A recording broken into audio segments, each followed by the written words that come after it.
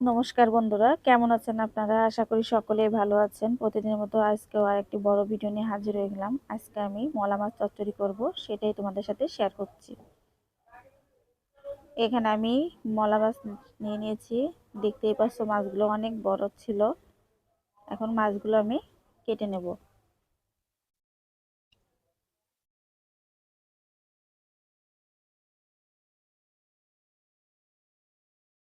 মাছ কেটে আমি ধুয়ে নিয়েছি।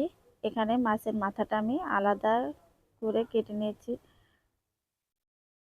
মরিচ, রাঁধুনি আর এখানে ডাঁটা, পটল, আলু। চলো তাহলে রান্নাটা শুরু করি। আমি কড়াইয়ে তেল দিয়ে দিচ্ছি। দেখো তেলটা গরম হয়ে গেছে। এখন অল্প করে লবণ দিয়ে দিলাম। এখন দিয়ে মাছটা ভেজে নেব। এখানে কয়েকটা কাঁচামরিচ দিয়ে দিচ্ছি মাছের সাথে। দেখতেই পাচ্ছ মাছগুলো ভাজা হয়ে গেছে। এখন আমি তুলে নেব।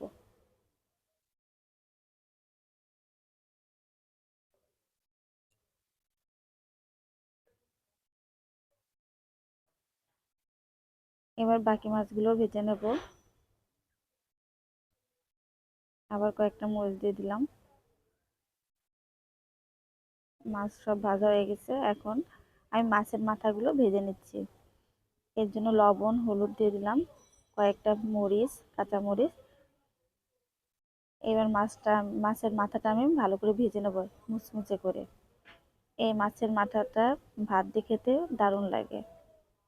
দেখতেই পাচ্ছ অনেক মুচমুচে করে ভেজে নিয়েছি। এখন আমি তেলে রাঁধুনি দিয়ে দিচ্ছি,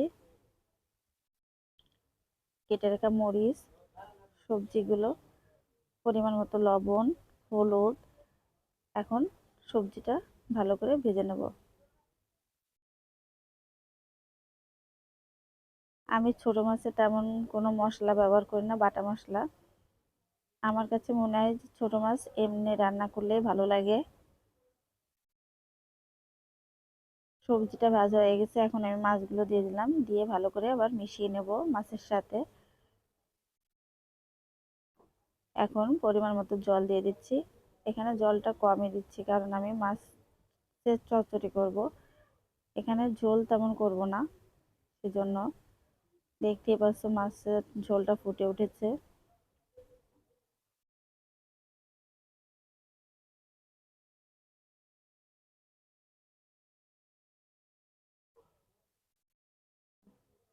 ঝোল প্রায় শুকিয়ে গেছে।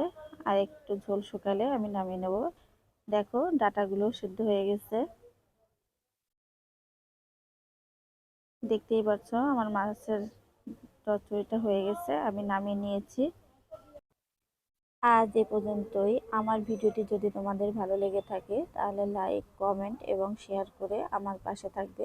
ধন্যবাদ সবাইকে।